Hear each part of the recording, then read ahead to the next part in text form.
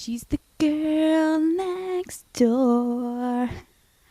A nice but naughty heart that's pure. That's how Vanessa Morgan sings it. Hey, what is up, you guys? It's me, Lauren, and I am welcoming myself back to my channel. It has been quite a while since I have made actual YouTube content that's not commentary. Go check it out. Link is in the description below. Please. But I'm here today because I have something that I've been wanting to do for the past couple of months that I'm finally able to do. All my hard work has paid off. I'm taking my Mike's Mike moment. I'm taking my Jenny Nicholson moment. I'm bringing you a video essay. And I'm bringing you a video essay on something that I love and care about deeply. What is it, you ask? You saw the thumbnail. You read the title. Read my sweatshirt. Today we're talking about My Babysitter's a Vampire. Hell yeah, we are. I'm bringing that to you today for a fun little thing. My obsessions of video essays and my past obsession of My Babysitter's a Vampire are now coming into one. So I'm bringing you this video. You're welcome. My Babysitter's a Vampire is a made-for-TV movie that originally premiered in October of 2010 in Canada. It is produced by the production company Teletoon TV. And the creators of this movie, you may or may not know some of their other work. They made things like 16, A Slay Show, and everyone's fave Cartoon Network show, Total Drama Island. And this movie was a success. So much so that they greenlit it for a first season, which, if my research is correct, started airing within the first 3 months of 2011. And because of the success of the movie and the episodes that were coming out in early 2011, caught the attention of Disney Channel here in America, and they secured the rights to premiere it to an American audience in the summer of 2011. And they did, June 10th, 2011. And I know this because that's my fucking birthday. And I remember staying up late one night and seeing that promo and being like, well, I have to watch it because it comes out on my birthday. Here's the little promo that came out on my birthday about it. What if your babysitter were a vampire? Help! My babysitter's a vampire! The Disney Channel movie premiere coming soon. I don't know what to say.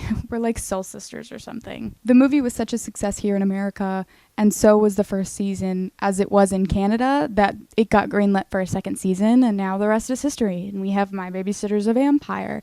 Now let's get on to the structure of the video. In this video, we're going to be talking about the movie and the seasons of the TV show. So the structure is going to be set up in different sections. The first section being about the characters / the movie, the second being season 1 and its highlights. Really, that's just things that I liked, things that I noticed, things that piqued my interest after so many watches of it, or things that I've noticed throughout all of my watches of it that I liked. Then we'll move on to season 2, and then things I liked about season 2. Hi, from editing, Lauren. So I was talking about the sections of this video, and I just want to make, that was my cat, I'm sorry, a quick little note, a little tidbit. So originally this was going to be one big video, and then the video turned out to be 4 hours long, and what I reached the consensus with a couple of friends was that 4 hours is too long. I'm sure some people would be very dedicated, but it's not for everybody, and that's okay. So instead of sections of videos, they're going to be all their own video, the movie, season 1 and things I loved about season 1, and season 2 and things I loved about season 2, and then that'll be the end. And I just wanted to insert that in here and say that. So enjoy! While we're here, let me do some explaining of who these lovely, dovely faces are on the wall next to me. These are the 6 main characters for our movie, My Babysitter's Vampire, starting with the main character of Mr. Main Characters, Ethan Morgan. He is the main character of our main characters, nerdy, geeky, awkward, actually very morally good, mostly going to be our hero. The movie follows him the most, even though technically all of these people are considered main characters. He is the main character of main characters. Now, you can't have a main character without having a best friend. Meet Benny Weir. Ladies, try not to fall for him. If you watch the show already, you already have. The girlies love Benny. Some would say he's going hand in hand with Mr. Styles Stilinski. Funnily enough, the Wikia for this, I wanted to look up like different character ways to describe them because I couldn't think of anything. Describes him as goofy and loud. And I think the best way to explain Benny is he is the chaotic to Ethan's neutral. They go very well together. Very, very well. Slay Queen, female lead, Sarah. Main girl, so sweet, so nice, so cute, general badass, and everything she does. I love her so much. And as I was singing before, the theme song of the show, very girl next door aesthetic. She's everything. I wanted to be her. I still want to be her. Hashtag bring back Sarah. We miss you. Anyways, let's move on to the next character. Rory. Comedic relief. Again, the Wikia described her as the geek that other geeks would call geek. He's so cute, comedic relief.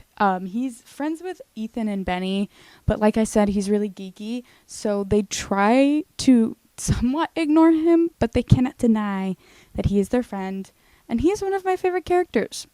It's really hard not to like any of these main characters, but he's one of my favorite characters.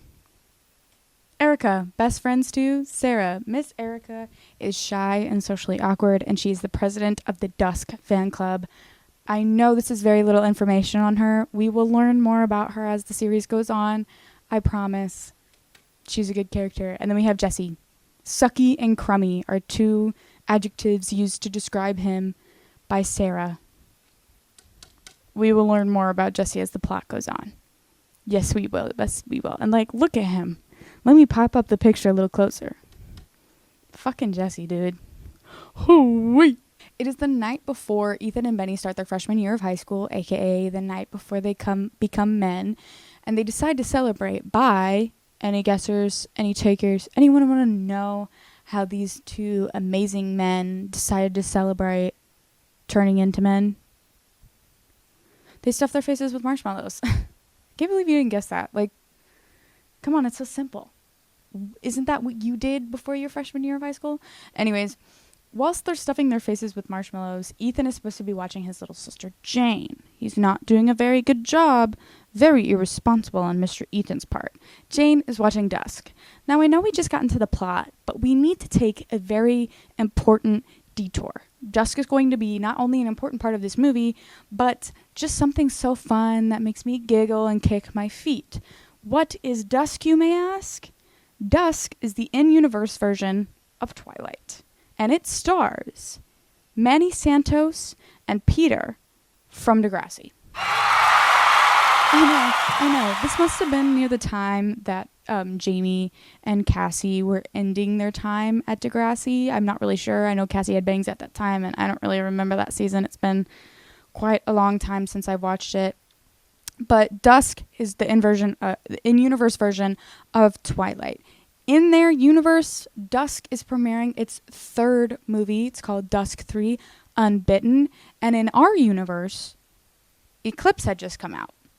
Or was about to the month after. I think it came out in November of 2010. So the movie kind of lines up with the real-life chain of events of Twilight movies being released. Not only did the movie and the first season come out in between Eclipse and Breaking Dawn Part 1, the second season came out in between Breaking Dawn Part 1 and Breaking Dawn Part 2.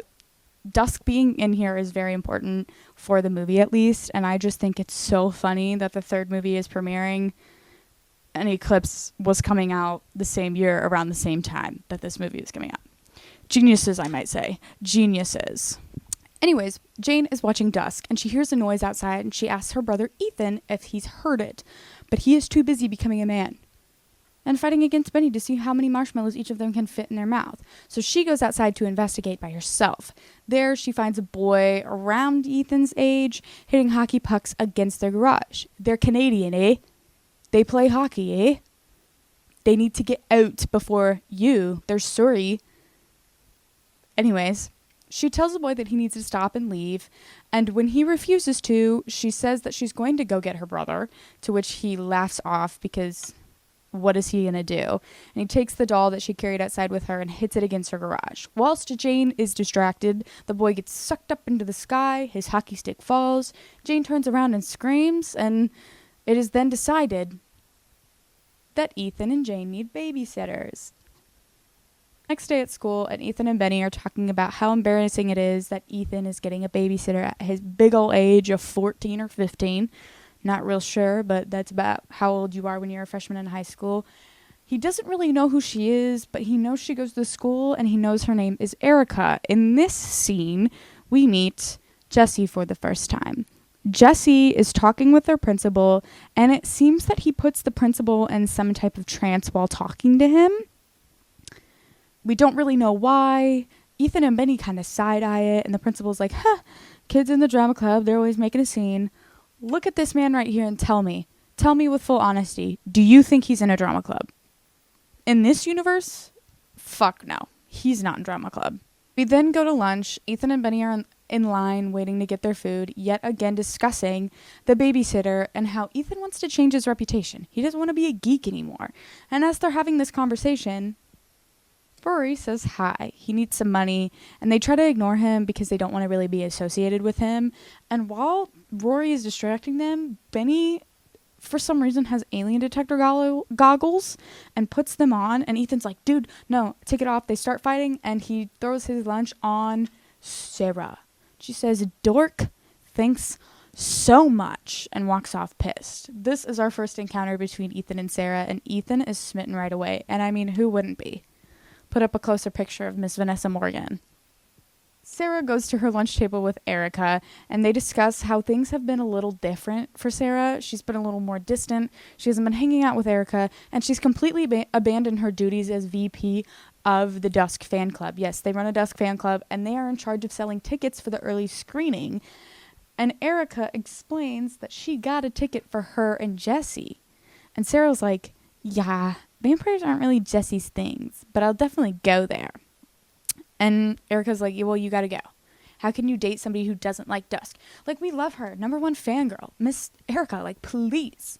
It's after school. Ethan is dreading going home because he doesn't want to see the babysitter for the first night.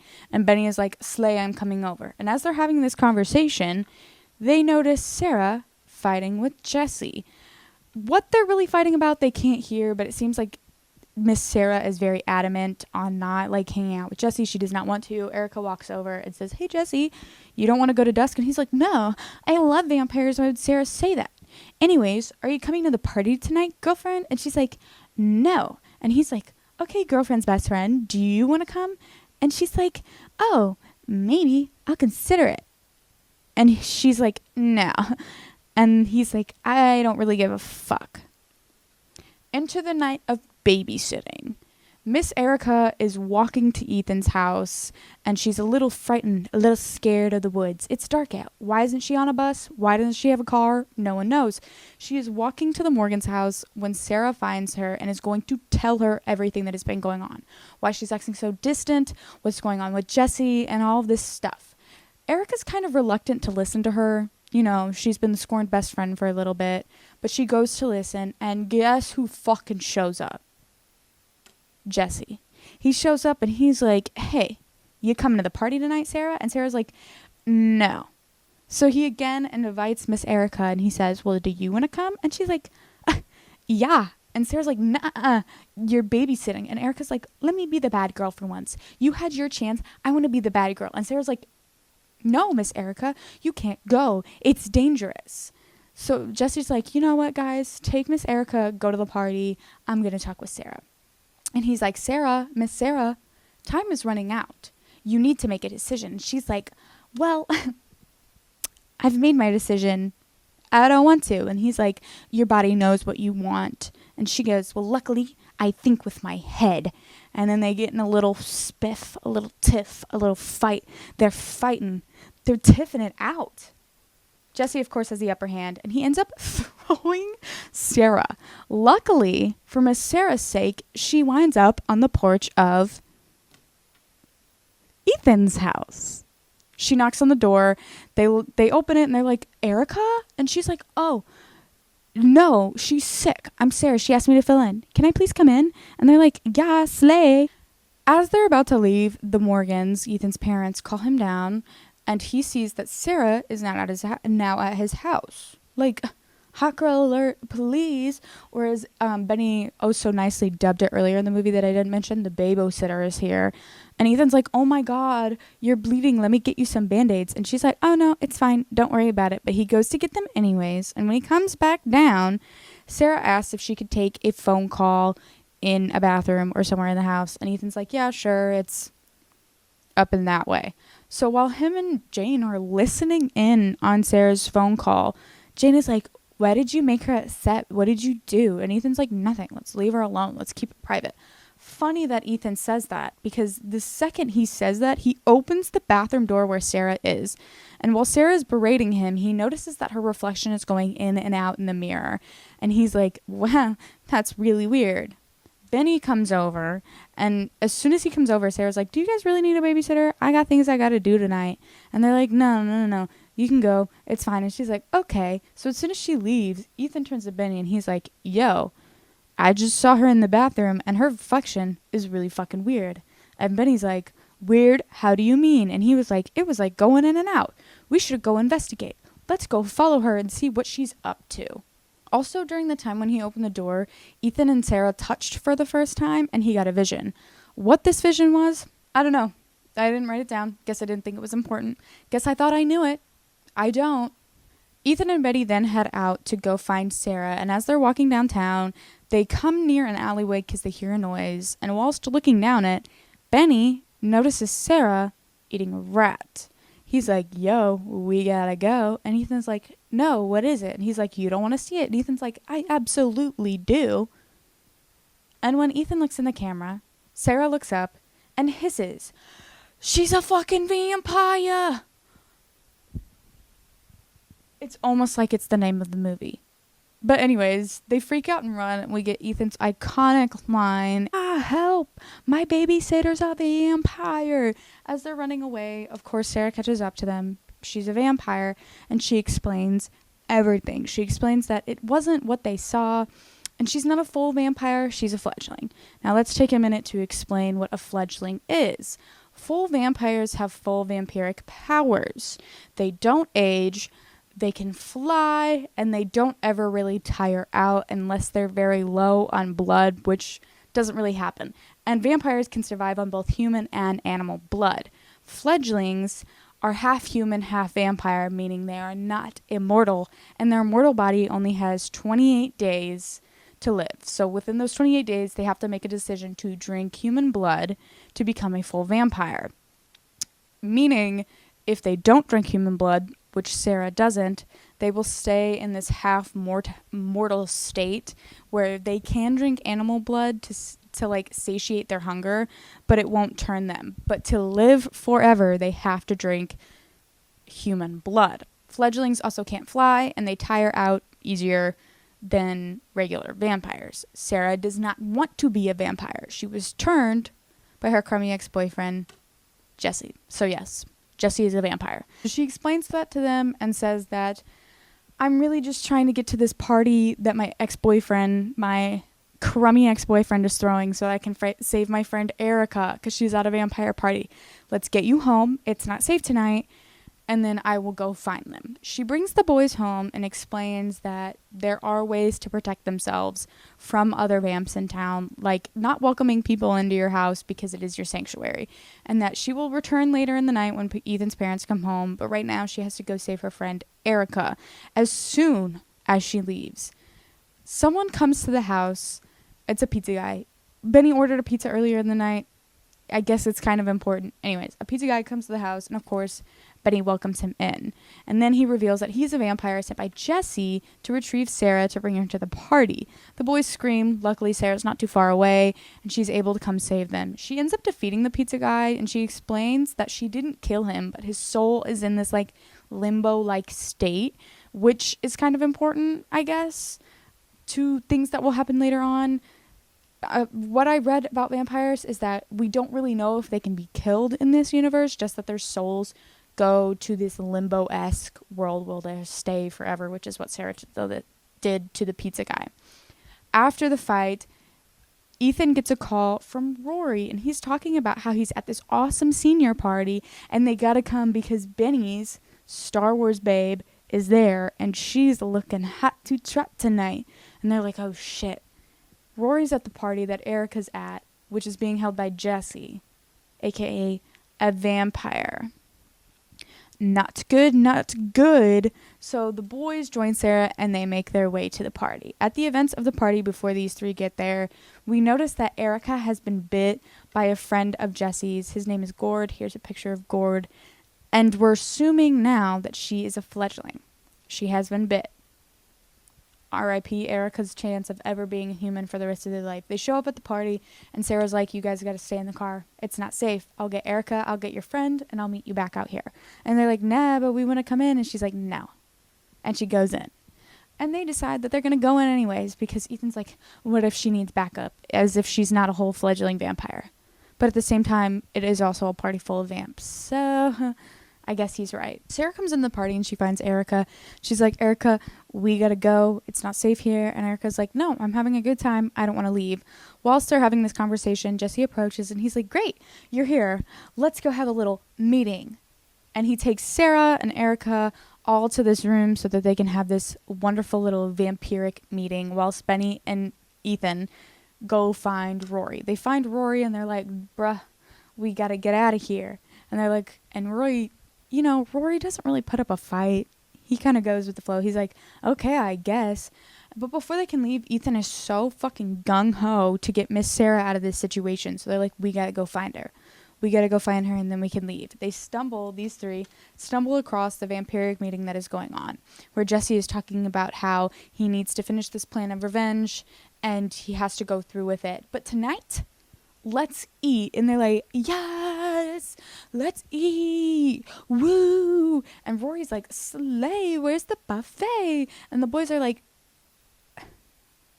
Rory, it's us. We're the buffet. We gotta leave. But as they're leaving, they make too much noise and they get caught. They're brought in front of all the vampires. And Jesse's like, it's tradition. We're going to let the fledglings feast first. So there's two fledglings here. And he really wants Miss Sarah to feast. And she is so against it. Not only because she doesn't drink human blood, but because she's babysitting them. She can't drink the blood of the kid she's babysitting. And they're like, hee, funny, funny, funny. Can't believe you need a babysitter. Instead of offering Ethan and Benny up to eat, they offer Rory. And he's like, you can hear it, Sarah. You can hear the blood pumping through his body. You know you want it. She still won't do it. So Erica bites Rory, thus turning him into a fledgling. Sarah, Ethan, and Benny fight their way out, and they're able to make it home unscathed. They're fine. And they're like, fuck, what did we just walk into? This seems really, really complicated, but it's okay. We got this. We're fine. Also, they left Rory for dead. That's so sad. The next day at school, luckily, they find out that Mr. Rory is not dead. Instead, Mr. Rory is a full vampire, and he looks like that now. He explains that he is now a full vampire, and they're like, what, you drank blood? And he was like, they said I was going to die if I didn't. But life is better now. I don't need my glasses. I don't have asthma. I barely need to eat. I don't need to sleep. This life is amazing. And they're like, okay. And whilst talking to the boys, Jesse's gang comes up, and they're like, yo, Rory, we're going to church. And he's like, oh, gotta go to church. And they're like, what do you mean? Vampires and churches don't really mix. And Rory's like, yeah, but Jesse's always going off about this prophecy and how we have to find the Cuban animals. I don't know, but I just go with it. And they're like, fuck yeah, we need to follow him. So they go to the church. Hello. So I did a little freeze frame here just to add some context to the situation because I was told by my friend Reese that this is a little confusing. So Ethan and Benny, thinking that it's weird that a bunch of vampires are going to a church, decide to follow the group to a church, which is essentially the graveyard that is at the church. So they are at church, they're just in the graveyard at the church. And Sarah, having known that Jesse had this plan from the party and then from dating him, decided to follow as well just to see what was going on. And that's where Sarah just suddenly pops in. Like, she already knew of the plan, and exactly know how she figured out that they were there, but she showed up there, and that's how all three of them come together. So she essentially does just pop in because our narrative is stuck to Ethan mostly and Benny, but that hopefully that clears it up as to how that whole thing happened. They are at the church, but there's a graveyard next to the church, and that's where they are. So, yeah. Thank you. On to the ground of the graveyard, and whilst digging, Sarah's like, oh, you guys had the same idea of me. It's pretty suspicious, and touches Ethan on the shoulder, giving him a vision of a gravestone that reveals 219 and a box. And they're like, whoa, what's going on? Rory mentioned this thing called the Cuban animals. And Sarah's like, you mean the Cubile animus? And Ethan's like, yeah, I think so. I just had the vision of a box. And Sarah goes, you mean the one that they're holding up like fucking Rafiki holding up Simba right now? And they're like, oh, shit. They found what they needed to find. And as they're walking back, they're kind of discussing a plan that they need to get. And Ethan's like, I get visions every time you touch me. Maybe you should touch me and maybe I can figure it out. And Sarah's like, fuck no, you creepy loser. Leave me alone. I'm not touching you. It's a pickup line. But they decide that they need to investigate more. And Sarah ends up coming over to Ethan's house with a book of the history of their town, which is called Whitechapel. That's what this WC stands for, Whitechapel. She reads in the book that the town used to be ruled with an evil cult by a man named Horace Black, and that the villagers of that town, the people of Whitechapel, trapped them all in a church and burned them alive. Ethan's like, wait, I'm not kidding. Sarah, please touch me real quick so we can figure it out. And in his vision, he finds out that Horace Black was Jesse. Turns out Jesse is hundreds of years old and he is posing to be someone else. They're like, oh shit. Jesse is Horace, and he's planning to bring back his flock that was killed in that church the night of the lunar eclipse. They decide that the only way to really figure out what is going on in the true full prophecy and everything is to recruit somebody that Jesse trusts. Rory. Rory's going to go to Jesse's house or wherever his domain is. I don't know where he lives. And look through his stuff and figure out what the prophecy is. The next day at school, we see the new and improved vampiric Erica. She put on red lipstick. She took off her glasses. She's hot now, you guys. And I just love the difference between vampire Erica and vampire Rory.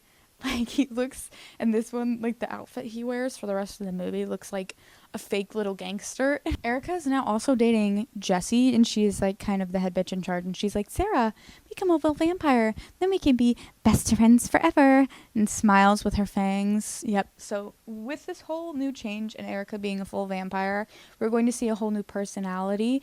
Now she is more confident, she is full of herself, she's hot, and, from what the wiki said, she picks on people who were like her. In reality, she picks on everybody, so I don't think anyone's really special here. So yeah, she definitely got meaner, but that's, I guess, now because she can defend herself. Anyways, that's new Erica. Nothing really changes about Rory. He stays the same. He's just a vampire now, and he thinks it's cool. Ethan then sits down with Benny to show him a video that Rory took for them whilst in Jesse's library. It confirms that Jesse will be using the desk premiere, which happens on a lunar eclipse, to bring back his flock. The night of the premiere, our gang is getting ready to leave, and they encounter Evelyn Weir, Benny's grandma. Here is Benny's grandma. And she explains that our three main main characters, were destined for the supernatural life, and that everything that is happening was always supposed to happen. Now, we already know Sarah is a fledgling, and I've been talking about Ethan's visions. She tells Ethan that he is a seer. Seers get premonitions of things that can happen in the future, or things that will help them further on and everything they need to do. Like, every time Ethan touched Sarah, it was giving them clues as to the reality of the situation, and that his visions started happening because of puberty. I just love that that's the explanation. And then she reveals that she is an earth priestess and that Benny is a spellcaster. She gives them daggers and Benny a spell book so that they can win the fight against the vampires. They get to the premiere and Benny is like, guys, wait, I found a spell that's going to get rid of all the vampires. Now, a little thing about the magic in this universe is that we're not going to see a lot coming from a super strong point until very much later on. So it is clued in that magic can affect vampires, but until you get to the higher levels of magic, it cannot kill vampires. Again, remember, they're immortal and their souls maybe just go to limbo for the rest of time instead of actually killing them. Benny attempts this spell and it actually makes the spell book disappear and not the vampires, and they're like, well, guess we gotta go back to plan A. The premiere begins, and Jesse's speaking in the mic. Him and Erica are standing up there, and they're like, welcome to the premiere of Dusk 3. Dusk 3 Unbitten. And they're like, we had a little contest. So if your ticket gets drawn, you're the lucky winner tonight, and you're going to win this special prize. A girl's ticket gets drawn. She goes up there, and Jesse's like, are you ready for the full vampire experience? And bites her. And takes her soul. And then he's like, let's get started. And all the other vampires begin attacking all of the people who have made it to the Dusk premiere, thus setting off everybody else. Ethan did try to get everyone out of the theater by yelling fire, and that kind of sent Jesse into a panic, and he sent all the other vampires out to attack people in the theater. So they're biting people, they're taking souls. Ethan, Benny, and Sarah are fighting people and killing vamps. It's all just one big mess. They're like literally fighting them like with pencil Nerf darts, with UV lightsabers, with garlic butter on the buttered popcorn, and holy water. It gets down to defeating most of the vampires. Jesse has fled the building, and it seems to be that Rory has no idea what's going on, and Ethan's like, dude, you really need to get out of here. And by the way, could you please stop drinking people? And Rory's like, yeah, you got it. No need to worry about me. Erica and Sarah got into a fight, but Gord broke Erica out of the fight and she ends up leaving the building. Sarah thinks all hope is lost. Benny tries to rescue her, but for some fucking reason runs in and he either screams charge or his own name. I don't really remember because he does both at different times and gets knocked out. But Ethan is there to rescue her. Remember, she's a fledgling, so she's weak. She can't really fight back right now. And Ethan starts moving like a lighter in front of Gord, and he's like, dude, I'm not afraid of fire. And he's like, yeah, it was a distraction. Throws his lighter up in the air, sets off the sprinklers, which they have rerouted with holy water, covers Sarah with his jacket and gets her out of the building. Sarah, weak from her immortal body dying because the 28 days are almost up, and Benny passed out, it is up to Ethan to figure out where Jesse went with the box of souls that he was able to reap from the Dusk premiere. While driving really anywhere, I guess, he's talking to Benny while Benny is kind of in a delirious state and figures out that Jesse is going to the tree in his backyard. Plot convenience, can you say it? He goes there and he's able to confront Jesse, and Jesse's like, you're not going to stop me. I may not have gotten all 219, but I have enough Dusker souls in here to revive most of my flock, and I'll get the rest of them at the new eclipse. Ethan's like, yeah, sure fucking luck. So they're getting ready to fight. Sarah swoops in and she knocks the Cubile Animus out of Jesse's hand, and Ethan grabs it. But Jesse grabs Sarah by the neck and has her pinned against a tree and is choking her. And he's like, guess what, Ethan? Give me the Cubile Animus or your babysitter fucking dies. And she's like, don't give him the box. Ethan, conflicted, doesn't know what to do. And just before he has to make a decision, Jane and Grandma from one of the windows in Ethan's house cast a spell and stuns Jesse temporarily, making him let go of Sarah so she's not dying anymore. And he's lying on the ground, and Ethan's like, you know what? You wanted these souls? You got them. Let me release them so you can face their wrath. You ruined their premiere?